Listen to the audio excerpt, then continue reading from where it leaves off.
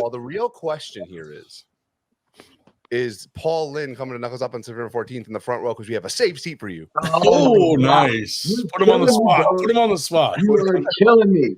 Hey, You are killing me. Don't sit him near me. You guys are killing me. I swear to everything. I would love to be there. I get it. I'm super interested in the Ryan Bowen and Andre Shark match. Oh yeah. I feel like that's going to be juicier than people think. But I am so tied up in football, like high school football coaching, and now I've been roped into my son's 8-year-old peewee stuff. Like it is impossible. We'll even make sure that nobody takes a picture of you today. We won't let Engin know or anything, bro. So aren't you too big to be playing pee-wee football? I wish I could still play pee-wee football. I heard that's the most. Honestly, I've heard from many of my friends who play that some of their favorite times is when they were between the ages of like 5 to like 12. That was like the best football years of their life. Dude, I didn't even play then. I didn't even find the sport until I was like 13 years old. And then I was addicted. I missed all that, the golden years. Oh, yeah. Well, anyway, but just we wanted to take a moment just to hop on and just, first of all, just clear the air. And let me just start off by saying, and Chris, if I'm saying any other thing wrong, just, hop in is, as you guys have heard many times, our main goal is just to create more opportunities for every athlete as possible, from like the smallest guy on their way up to the top of the sport, of course. And, just as yourself, Paul, and just everybody, right, is we just want to put on amazing super matches because really when you see it, like it's for the community. And also, as we know, in a lot of these countries, let's say we can pay someone $1,000, $2,000, $3,000, whatever it is. Like that could be a salary for them for a couple of months. It's pretty wild. But just to like clarify, because I know there's a lot of like telephone that goes on, and the whole thing like he called this person and I heard from him and whatever. It's an honest thing. So since we started, Knuckles Up 1, and we'll break it down very simply. Like the first one, right? We just tried to get the coolest, biggest names we could. We didn't understand the politics of WAF and all that stuff. We were just bright-eyed and bushy-tailed, right? Mm-hmm. And then, unfortunately, 11 days before Knuckles Up 1, we were told about Gabby not being able to compete because of banned athletes, and it sucks. We lost $7,500 on flights and on all this, and it was just like, what, it happens. We're gonna move forward, and that's it. So then, second Knuckles Up coming around, we had done our homework. We had talked to WAF, we had talked to Simon, we had talked to Murcha, we had talked and somebody else too. I can't remember the other person to WAF. No, those are the main ones. Well, it was those two we talked to. And, they said, you need to have referees that are WAF refs. We said, okay, no problem. And just no banned athletes. So we did that and seemed like everything was fine and dandy. And then in the process of setting up number 3, we fell into those same problems once again. Right. So, we explained, and I think someone had mentioned it prior, although the 2 referees that we did have at one point did work with IFA or may currently, when they are under our house, they run our rules, wear our clothing, and do not represent anyone else, because from the beginning, we have always said we are a promotion for the people, by the people, and we want to create, like I said, amazing opportunities, but we don't fall under any federation, any organization, anything like that. We are strictly a promotion. And now, I think that's a little, and this is a complete honest conversation we even had with them. They kind of didn't understand the concept of like, it's just entertainment. We're not creating a ranking system. We're not claiming that X, Y, and Z is the world champion now. It's like, no, we just want super cool matches so that you guys can enjoy. And sorry, I give very long-winded stories. And so then, in trying to set up number 3, we had similar issues once again. And, we just said, we're going to move forward. There was no banned athletes, but we're just going to move forward with those referees that we have because they've done nothing but treat us with respect and professionalism. And everything was kind of fine. And then we started planning this one for number 4, so for September 14th. And everything was going great. We had this new venue and all this stuff and phenomenal. And, and Paul, Ryan, everybody on here, you've all been a promoter or held your own events. Side note, my first ever tournament was Keystone. Just saying. Took third on the left arm in the amateur, fourth on the right. It was when people were going nuts in the amateur, like, what the hell's going on? Yeah, that was me. It was a good time. Actually, you can see right there is it's hanging up on the guitar in the background. The red, see the red thing? That's the Keystone. That's the Keystone medal. But as we were planning this one, right, we had set all of our matches and seemed to have done our due diligence, right? And then, of course, the situation occurred that Ayane was warned by someone from East vs. West. I'm not the type of person to name names and that type of things, that, you know, she may have some issues with WAF. So she reached out, and then, of course, that match was canceled. We totally understand. I get it. Her and Ursula are, you know, up-and-comers in the sport. They want to prove themselves at WAF. And we respect that. And the last thing we want to do is tarnish anybody's name. But we did ask what was the reason why. And it was because of, once again, because of referees, but also because of banned athletes on our card. So we said, okay. Who this card? This card. So I'll get there in 1 second. I'll get there. I'm coming right there. So once again, we, you know, reached out to Simon with no response and a couple other people. But we said, you know what, it's okay. Like, it's a tragedy, the women's arm wrestling, but we're going to move forward. And then yesterday, or 2 days ago, we got a phone call from Cody Merritt, gentleman of a guy, by the way, absolutely awesome gentleman. The best. And, he had said associates of East vs. West had reached out to him and told him that Georgie was contracted, so he couldn't pull. That was his side of the story, and that's it. So we said, you know what, let's reach out to Georgie. But side note, we have had conversations with Georgie the entire time. He said, I am only contracted on the right arm, specifically in his own words. We have it as proof, but once again, I'm not that type of person. And he said, the left arm is fine. We said, wonderful. Thank you. That's great. Set it back on July 5th, and we were all set and good to go. And then, so, you know, he said, Cody, we're going to call Georgie and just talk to him and see what's going on. So we called Georgie, and he very politely answered. And he said, guys, I was just at WAF. I talked to, I believe it's Asin Hajitatarov, who's the head of WAF. And he had stated to him that if he had come over here, that he would be banned, and so would his club, from competing at WAF. And we were just like, oh, geez, like, that's not what we're trying to start for you. Like, but we said, hold on, if we have WAF refs and if we have no banned athletes on our card, would you still be able to come? And he said, no.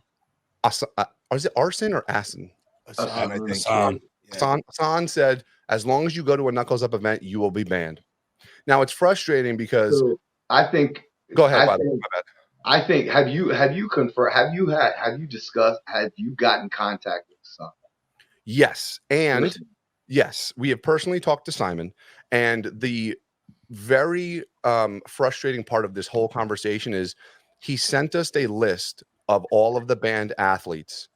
No one on Knuckles Up 4 is banned on that list whatsoever. What about Asan? Because I don't think Simon always has the most up-to-date stuff. I feel like if we ever want to get to some resolution of all of this, we got to get to Asan directly, in my opinion. Oh yeah, I don't disagree, and we would love to have that conversation. But from what we understand, it is an updated list. First, if you go to the bottom of the page, it says when it was last updated. But secondly, because we were given a separate list on Knuckles Up 2, really, what I'm talking about is not about the banned athlete list, because like if you know you don't have any banned athletes on, and you're not using like referees who are not in good standing, then what is the reason?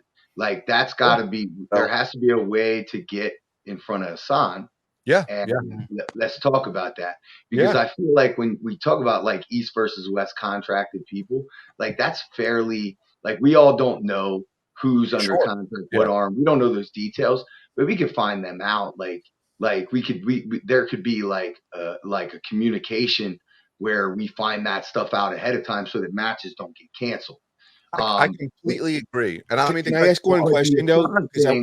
I want to just make a distinction. So who was the contract for Georgie with the right hand under? Is that East versus West, or is that King of the Table? Wow. Or, no, it's a East versus West contract. And Paul, so I guess all I was going to say is we believed, and we still think it's the correct way of, I think you guys were just mentioning, like, we did our due diligence. We asked the athlete themselves, who should know, right? Like, what their contract is. But that was the weird thing, right? It was a discrepancy. We heard that from not even about the arms. The discrepancy was Cody was told it was because he was contracted from people at East vs. West. Georgie said it was because of what we do in terms of athletes and referees. So I'm like, that's kind of what sparked the whole video in the first place, because we were like, guys, like, right. So the Ayanna thing, just like to clear that up. Yeah. My understanding is Ayanna reached out to Engin and she directly referred him to the WAF people, and Matt referred to the WAF people. The Cody thing is the one that I'm not privy to. Yeah, but, and you're right about the Ayanna thing, by the way. That's exactly what happened, and it was unfortunate, but there was kind of, so we were like, okay, there's nothing we can do about it at the moment. Yeah, so I think like if we're, like I said, if we take that 30,000 foot view and we say, how do we fix this, right? Because I believe that Knuckles Up is an incredibly valuable promotion for the United States. You know, I think like you guys are the production level, you and what Chance has done, you guys are like the cream of the crop. You know, Magda's doing some great stuff in Canada. These things are, they are the developmental, like, and it's not even to say like East versus West is no, some of the people that you guys are hosting on Knuckles Up will wipe the floor with East versus West people. You know what I mean? Like this is an important part of our sport, you know? And I feel like there's so much communication being missed. And I think the biggest part is that we in the United States, because we have no access or have no interest in WAF. Like, exactly. Like we look at it as like, it's pretty simple, right? Other than, like I said, like creating opportunities for these athletes, is like we're trying to create a system, right, of ways for these people all over the world, you know, to make a name for themselves. Like they like, thankfully we're very proud that we got the Arnold Classic. So now that we have the Arnold Classic, oh, you see, he doesn't like me. He just hopped off. That was so cold, Paul. The real question here, honestly, is what the hell did you guys do to Hassan? No, and not honestly, not, but we're still at the confusion, because this is where I'm getting, because I was told there was two separate things. You know, we got a contract for East versus West, and then we also have, you know, where it's WAF has the problem.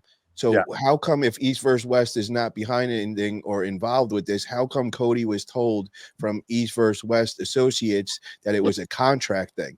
And now what I'm under the impression now is that Georgie is under contract with the right arm with East versus West somehow. So what does that have to do with the WAF and the left arm? Yeah. Well, that's the big question. So is the question at hand, like the fact that IFA referees were used and WAF is going off of that?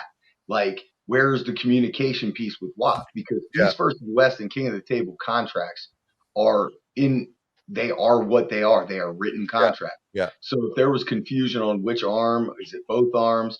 Like, that's totally separate from what I'm understanding about Georgie. Because if the WAF people are saying, if you compete here, your entire team is banned, that is not an East versus West thing.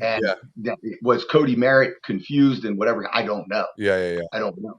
But to me, that smells of WAF saying, if you're saying Bulgaria is going to be disqualified from WAF for one athlete competing in Knuckles Up, that is not an East versus West thing. And just to clarify, it wasn't that all of Bulgaria. It was just like, I guess, Georgie and the club that he works out with, right? Right, because they have two, and they have, and if I follow correctly, there are certain Bulgarians that can't compete in WAF, which is so weird. And I don't understand exactly. That. And to be frank, I'm assuming that's where we're only privy to so much of the politics, right? So we just do our best to navigate and everything. And I was about to say a moment ago, you know, it's, and correct me if I'm wrong, it just gets disheartening, right? When like we're normal Joes, we're arm wrestlers, and we put our own blood, sweat, and tears and a lot of money into like creating an amazing opportunity for these athletes. And for someone to just go, nope, it's like, all right, what if we do X, Y, and Z? Nope. I'm like, okay, like guys, like we're fighting the same fight. Like we want to give all these athletes more money. That's what this comes down to. So we can all grow the sport and make, you know, make it like the biggest, most, because everyone loves arm wrestling. Everyone's done it, right? Let's make it this big mainstream thing. And so it's like, I think you were alluding to it earlier, Paul, is like, we're all in like a system together, right? It's like now, instead of like us fighting each other, right? It's like, and by the way, let me set this clear. We've even sent messages to Engin like, hey, we'd love to chit chat sometime, like just to like, because we still buy every one of his pay-per-views and we still love East vs. West. We still cheer for you when you're over there because go USA all the way, you know what I mean? All that shit. We see it as like, hey, if we can create new superstars, right? Like, for example, like, like Jay Merlo, right? Killer. He's about to like, he's about to destroy, right? He's every bit as good as anybody over there. That's what I'm saying. And so we're with our network, we're building these new names, we're growing the sport. Prime example, perfect example actually is, Camille Jablonski, right? Incredible arm wrestler, but for some reason, no one gave him the time or day. And our ref that everyone is complaining about, Judy, she was like, you know what? Right. This guy is incredible. Have him on your card. He comes, he beats Dave Chafee. He comes, he beats Cody Merritt. Right, but if Camille a WAF guy, like how come that seems like selective targeting? Like how come Camille was able to? I couldn't tell you. That's why I don't know. So I think the big thing that should separate the whole thing is you got Craig Touye is the primary example. He was on East versus West 14. Yeah. He's going to compete at Knuckles Up. He will be back at East versus West. Sure. It's not East versus West like saying, okay, you can't compete over here. Like I think it's the bigger WAF thing. And just I got 5% on my phone, and I hate to volunteer myself for anything. But if Chris and like guys, if I can. It's Will. It's okay. I understand you forget my name. It's all good. Now, Will, if I can ever help with communication, I can't get to Hassan. I don't know Hassan. I don't even know what country, where, who, what, why. But if I can ever help with like helping you find out, like if you want a match, like is this person under contract? I can ask. Sure. I can help bridge that if needed. I can't do anything for Hassan. I don't know anything about these people. Sure. And I think that is like, you got like the East versus West contracted thing, and then you got the WAF stuff up here that is like that Engin is operating in Turkey, and he's got his position for the Turkish national team. And unfortunately, with the international situation, like there is a monopoly. And WAF is that monopoly, and IFA is that branch off. And I don't know, there's no arm wrestler. These guys do not give two shits about us. These arm wrestlers, because we're not going to WAF. We don't, the money that they're making is not coming from quote unquote professional arm wrestling. Right. They don't care. They only care about the leverage that they have in being the organization that they are, that leads the way for amateur arm wrestling and countries being represented. So like, I don't know where we would even start in bridging that, but I do believe that there needs to be some type of communication with Hassan. Yeah. And if it's important enough for them to say, hey, you're going to be WAF banned if you go to this promotion, it should be important enough to talk to the promoter, in my opinion. Yeah, 100%. One thing I do want to address actually is from what we understand, they actually just passed a rule stating that any event outside of WAF that has WAF athletes, needs to be sanctioned by WAF. Am I correct in saying that, Chris? So any event that's hosting athletes on an international level needs to be approved by WAF to use WAF athletes. So, and just follow me here for a moment.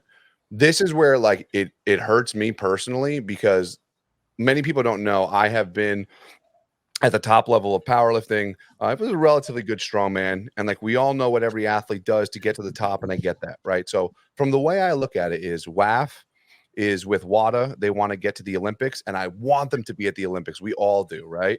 Yeah. So to be at WAF, right, everyone's drug tested, blah, blah, blah, blah, blah. So if they need to then go and sanction an event who is a WAF sanctioned event, right? Because there's WAF athletes there. The way I look at that is that all of those athletes then should be tested, right? And then it'll be a WAF event. And now this is, please, I say this with all the respect in the world. There are a lot of WAF athletes that compete at East versus West. And I'm not saying I don't know who does what, but we all know that some of the best athletes in the world, they do what they have to do to be the best athletes in the world. So why is that discrepancy and hypocrisy there? That's just for me. It hurts me because I know what it takes to be the best athlete in the world, and I would never stop anybody from doing it. Because like they've asked Olympians, if you were to die in 5 years, if you got your gold medal, would you? And they all said yes, because it means that much to us, right? It means we want to be the best. We put the hours of hard work, but when there's a hypocrisy like that, it just hurts because I'm like, I know what it takes. You all know what it takes, and it's like, what's going on? Well, I think the bigger thing is if we're saying there's any international competition that hosts WAF athletes, it has to be WAF sanctioned. I'm not in agreement with that at all. Well, no, but that is they like, literally before we even get into all of that, that's really wild. And yeah, they just passed it at WAF. Yeah, that's basically saying the only like international events that can happen have to host countries. Pullers from countries that aren't WAF affiliated. I'm not cool with that. That doesn't make any sense. And think of it this way. I don't know if that's true. No, it is. That is an official statement from WAF. That is a rule that they made at this previous WAF that any international competition using WAF athletes need to be WAF sanctioned. And now I 100% agree with you because we want to see the best matches, and a lot of the best athletes go to WAF. So like, yeah, and the tricky part of it is like in the United States, it doesn't matter to us because we're not going. Yeah. Because we don't have government funding. We're not getting stipends. We're not subsidized to go compete for arm wrestling. But unfortunately, there's a lot of countries. Well, fortunately, depending on how you look at it, there are a lot of countries where people can be arm wrestlers by trade. You know, and unfortunately that's the leverage that they have. Yeah. No, but that goes back to the point that we had made earlier is well, these people need to make money, and if we can help them make money, why wouldn't we? Like, let's take let's sorry, I'm thinking of a good analogy here. Let's take the cat out the bag, right? Obviously, there's an issue with these Bulgarians that are coming over to our card, right? They're all, from what I all understand in the talks we've had, they're very upstanding gentlemen. They've been good to us. SITDOWN was there before. He was one of the most polite people I've ever met. And in terms of their economic status, like if we can pay them, like it is huge for them. Like, and they can't. So now they can't compete at WAF and make money in the thing that, like, dude, Jordan is what, 26? Something like that. Yeah. Like the guy is a phenom. Oops, that's weird. He's facing the phenom. That's funny. But and so it's like, guys, like you're completely right, Paul. Like the conversation needs to be happened with like the head of WAF. And once again, we will try our best to quote unquote meet their standards. It just seems as though like pretty try. Like, well, you did this, we did this, but now there's this. Dude, like I don't know if there's an answer to it. I'm at 1% on my phone. I'm gonna no worries. I don't know if there's an answer to it. But I think the root of it is that we got to get to whoever these WAF officials are and try and have a discussion and bring the communication to the table. But like it's unfortunately it's the people who are in these countries that that are they're the ones that are dealing with the short end of the stick on it, and then of course our arm wrestlers here are dealing with the short end of the stick because they don't get to pull against them.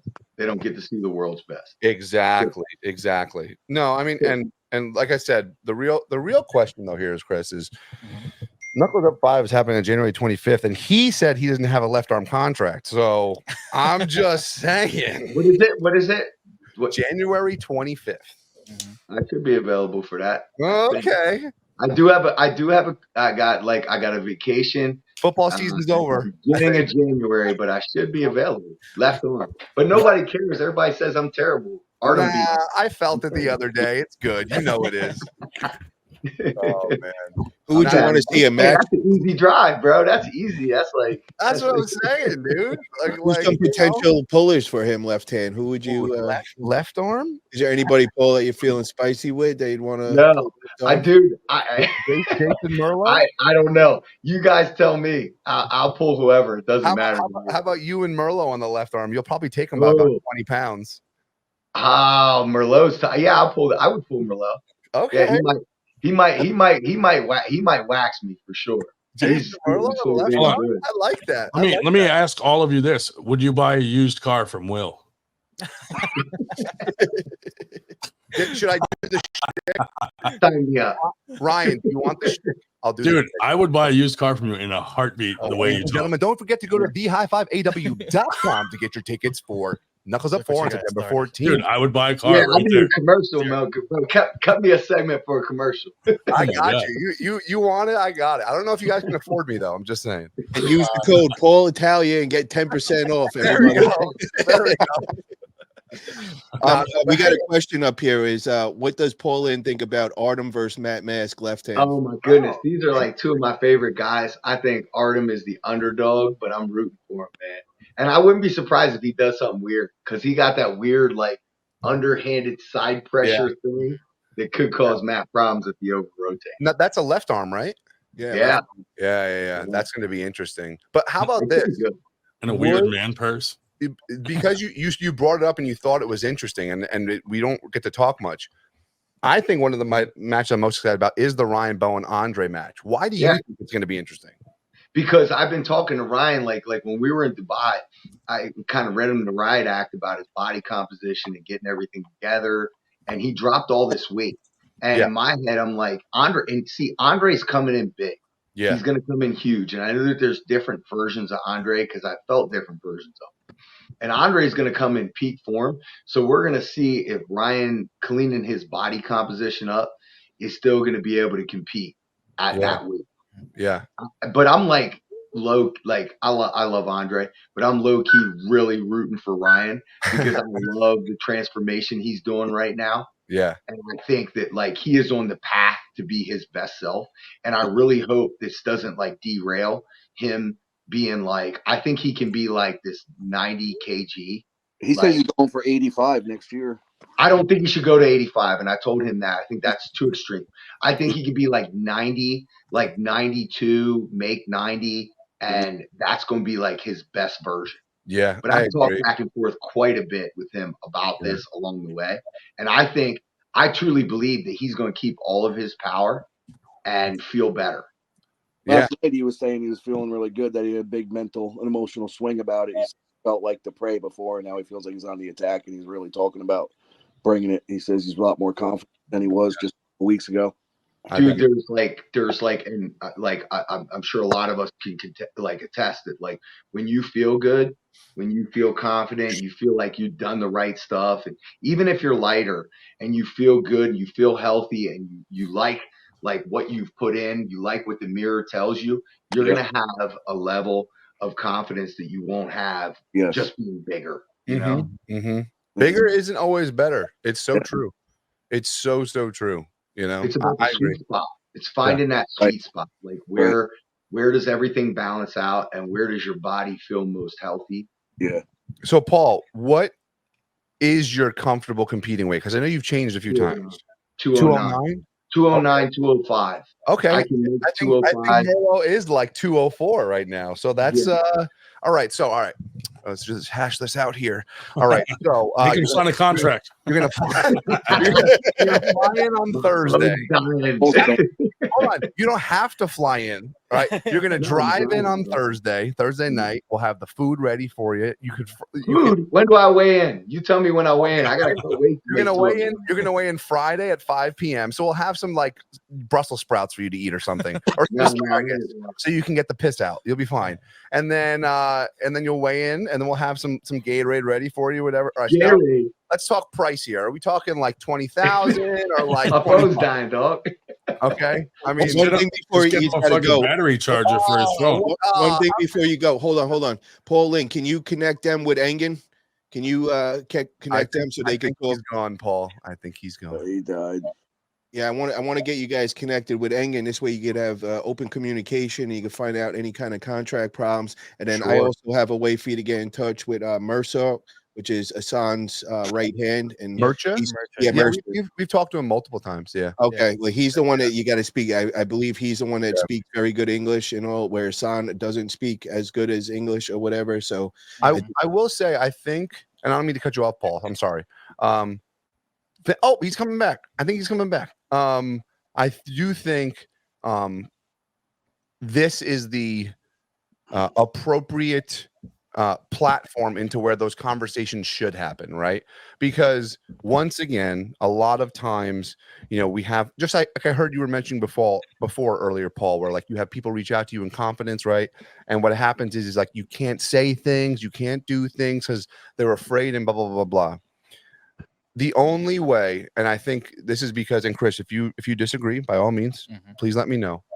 I think the only way that myself and Chris would agree to having a conversation with Engin Terzi would be to do it live on a YouTube so that the whole community can see, because we have nothing to hide. We have been honest and professional since the beginning. So, Engin, if you're listening, let's set up a podcast. Yeah. Let's go live. Let's have a good I'll time. handle the side chat. I'll be the side chat. Well, Ryan might, we definitely can't do it on this one. I think you guys do it on the ArmWrestling Buzz. Ban me from the more side than chat. welcome to come on the ArmWrestling Buzz. We could make it happen on there. Yeah, wherever he wants. Like, but in all seriousness, if you are listening, Engin, I think a good way, because we actually, side note, we have to make videos for all the athletes after this.